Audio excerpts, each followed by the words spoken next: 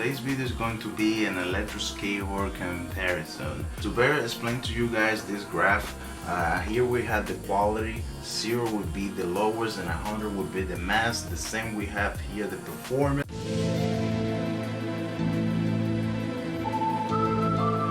Here the performance, 0 would be 0 miles and 100 would equal to 30 miles per hour.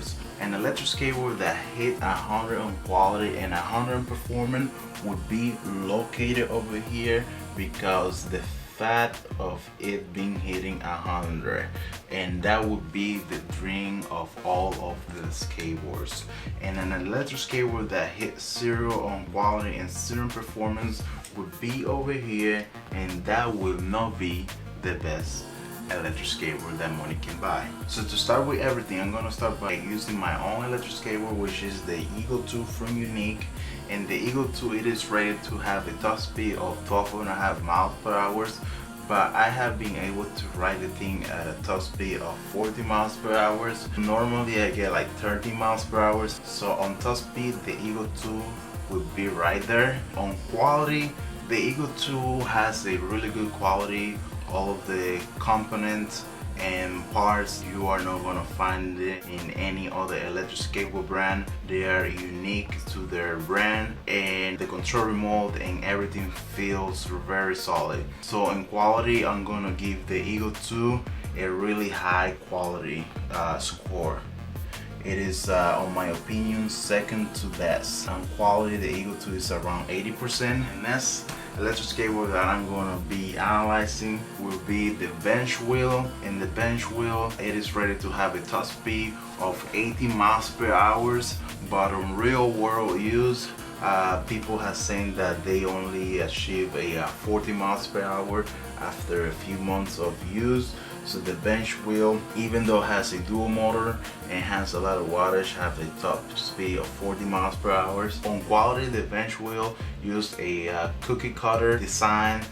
There is nothing wrong with that, but the quality is not the best. The quality, on my opinion, would be somewhere around on the 50%, but because the control remote on the bench wheel and any other electric skateboard that use the same design, it is hollow and it is very plasticky and cheap.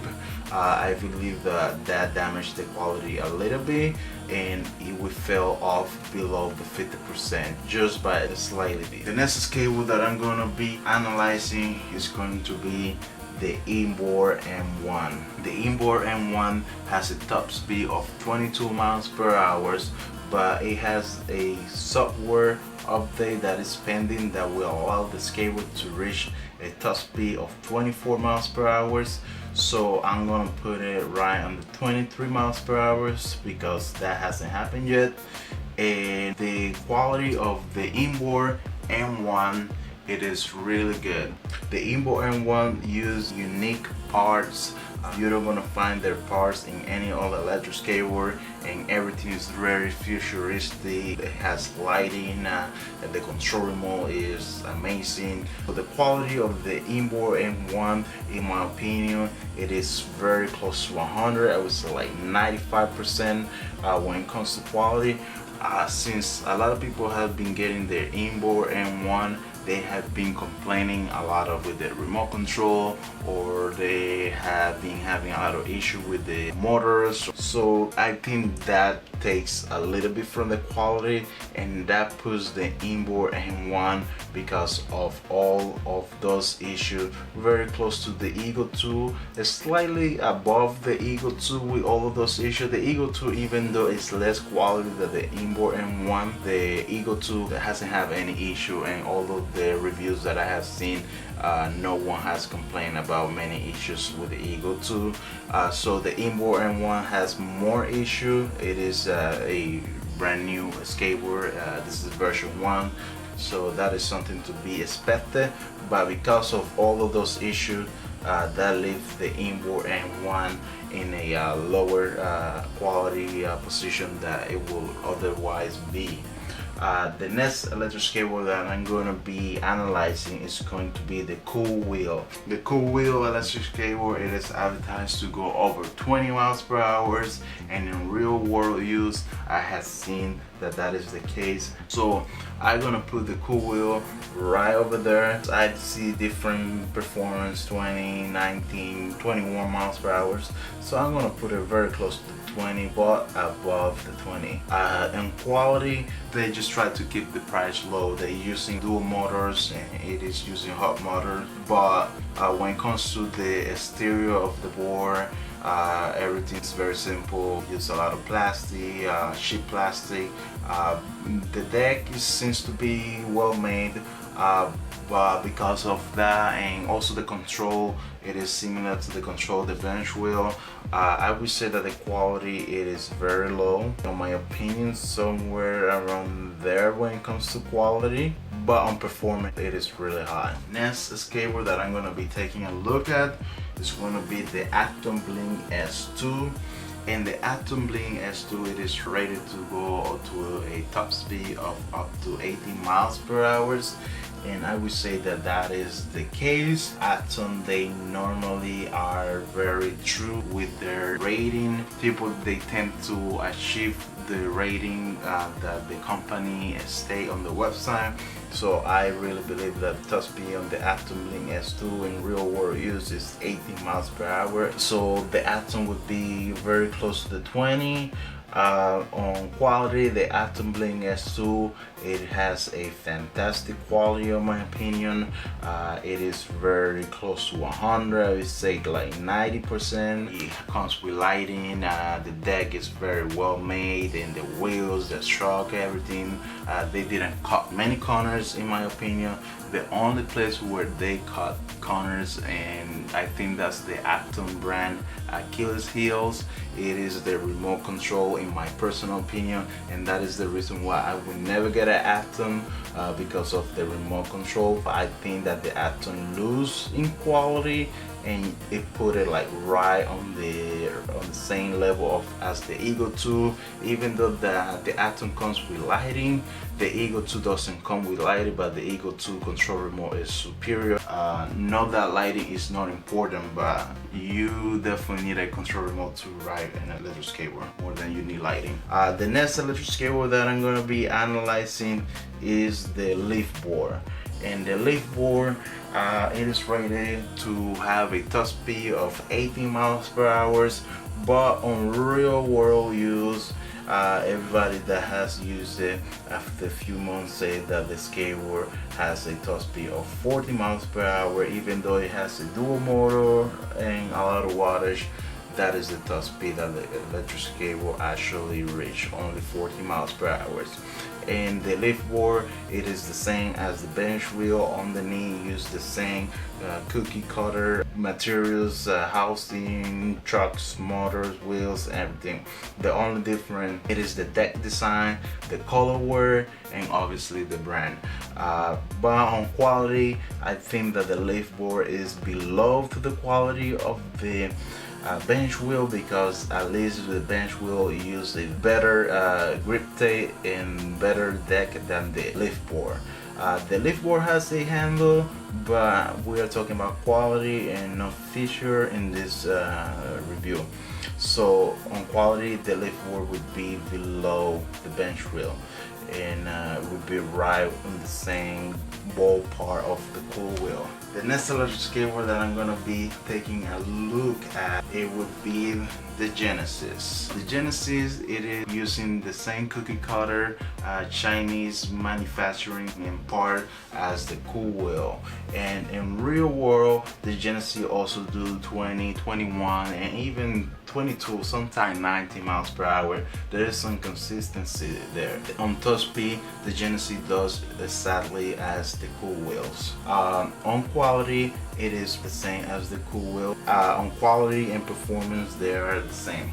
The next board that I'm going to be taking a look at, it would be the Booster board. And the Booster board has two different versions at the moment. They have one that can go to a speed of 22 miles per hour, and another one that can go up to a speed of 20 miles per hour. So I'm gonna be giving the Booster board 22 miles per hour on the top speed, which would be over here, and that one should be there. slightly faster than the booster board. And quality, on my opinion, and from what I've seen and heard, the booster board do actually have the best quality out of all of the other electric skateboard in the market. So the booster board on quality would be 100%. The booster board has an amazing build quality. All the components and parts that are used in the booster board are top notch when it comes to electric skateboard. There's not gonna be an electric skateboard with better build quality that it is out there yet. The next electric skateboard that I'm going to be taking a look at is going to be the Raptor 2 by Inertia. And for what I have seen on real world performance, I have seen the Raptor 2 to reach a top speed of 25 and 26 miles per hour. The quality of the Raptor 2, it is not bad by any means. The quality is definitely better than the quality of the cool wheel and of the lift board. And in my opinion, it is right above the quality of the bench wheel. And the reason why it deserves to be above the bench wheel quality is because all the pieces are unique to their company. Everything is custom, just like the booster board and Eagle and Afton and Inboard. Everything's custom, while this company, they are not custom. They are copying from each other and they just put in different branding. So that gives them a lot of points for the quality. The performance, they're the fastest electric skateboard so far in this chart, so that's what they deserve to be where they are now. The next electric skateboard that I'm going to be taking a look at is going to be the Atom Blink S. The Atom Blink S, it is advertised to have a top speed of 40 miles per hour, and in real world use I have seen that is the case. Atom, they do reach that 40 miles per hour top speed. It is a single hub motor electric skateboard, and on quality it is very good. I would say it is 90% on quality, but because the remote control is softer. It has a backpack and it has lights, but the control remote is really important when it comes to an electric skateboard, so it's just gonna evens out. The next electric skateboard that I'm gonna be taking a look at is gonna be the Evolve Carbon GT. And the Evolve Carbon GT, it is advertised to have a top speed of 27 miles per hour. In real world, I have seen it reach 26 miles per hour. So it will actually make it the fastest electric skateboard in this graph. And on quality, the Evolve quality, it is outstanding. In my opinion, it is the quality of the Evolve is about 95% when it comes to quality, but because the Evolve has an Achilles heels too, and that it is the control remote. The control remote on the Evolve Carbon GT, it is not the best. The placement of the finger trigger is very odd and awkward. The control remote disconnect from the board constantly, so that hits the quality department and it drops the quality down significantly. In my opinion, it dropped the quality down to the level of the Inboard M1. And the Inboard and the Evolve, they deserve to be right next to the booster board if they didn't have so many issues as they have. The next skateboard that I'm going to be taking a look at is going to be the Torque board. The board can go to a top speed way above 30 miles per hour. It is actually faster than an Evolve Carbon GT, which that it is amazing by itself. The top speed, I had no idea what is the top speed, but I know that it is faster than the Evolve Carbon GT, and that would put it right ahead of the Carbon GT. So that would put it right over here. The Torque board, the quality of the Torque board would be similar to the quality of the Raptor 2 from Inertia, because it is a little bit of DIY look and feel. And the final board is going to be the Atom electric skateboard. And the Acton electric skateboard use the same remote as the lift board, bench wheel, and it used the same battery, motors, wheels, and everything as the lift board and bench wheel. The only difference, once again, is that the deck is different. And the branding is different, the colorware as well is different. So just as these other brands do, the real world use is 40 miles per hour with the Acton electric skateboard. The quality of the Acton electric skateboard, for what I have seen, it is right where the lift board is at. So what can we learn from this? If your main focus and your most important request when buying an electric skateboard is performance, then you should definitely look at the boards that are as closest to the ride. If your main request and most important feature is the quality, then you should look to the skateboard that are as closer to the top. And that is it, guys. So if you guys feel like being awesome, please don't forget to drop that big fat thumbs up. I see you guys in the next one. Peace.